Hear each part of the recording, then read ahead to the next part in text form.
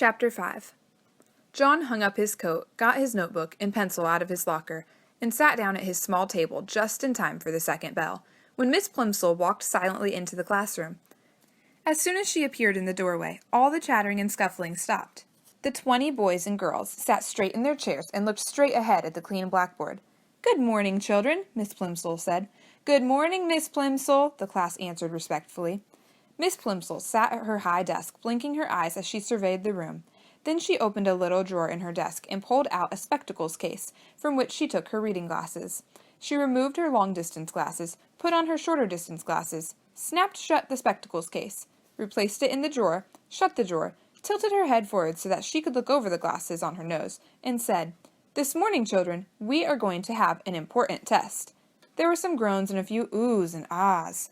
Miss Plimsoll lifted up one of her hands and silence was restored instantly. "No complaining, please," she said sternly. "This test will show me how well you have been learning your arithmetic this year.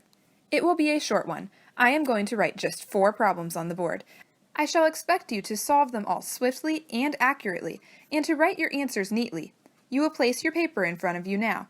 You will write your name at the top right-hand corner, and then you will place your pencil beside your paper. Sit back in your chair and wait until I give the signal to begin work."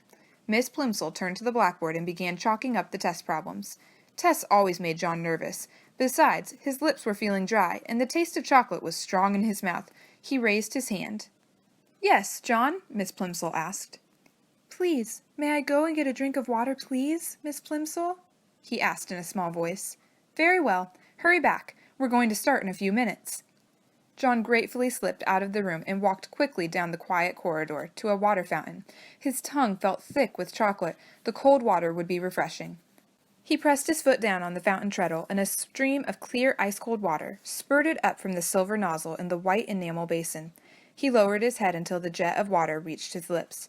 The cold water splashed delightfully against the outside of his mouth. He opened his lips. As soon as the water gushed in, it turned into ice-cold chocolate water, thin and sweet. Quickly stopping the flow, John looked with dismay at the shallow puddle that had formed and was now draining away in the basin of the fountain. He hurried to another fountain on the second floor of the building.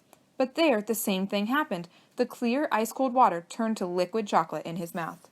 When John finally got back to his classroom, all the other pupils were bent over their desks, busily scratching away. Miss Plimsoll looked up from her book as John tiptoed in. She looked at the clock on the wall, looked back at him, and wagged her finger reprovingly.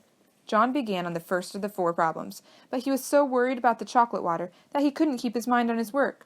By the time he was ready to start the 4th problem, the other boys and girls were already putting down their pencils and straightening up and smiling at each other.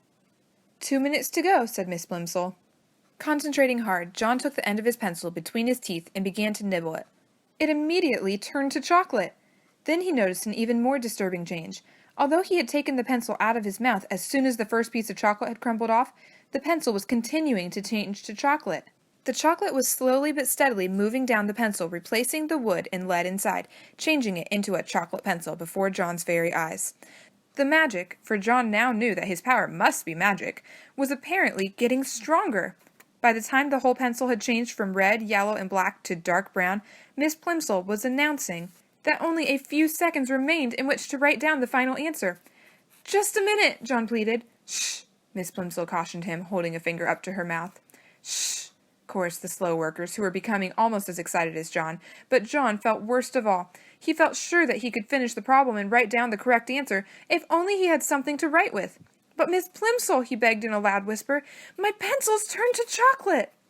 "Hush, John," Miss Plimsoll said. "I'll speak to you after the bell."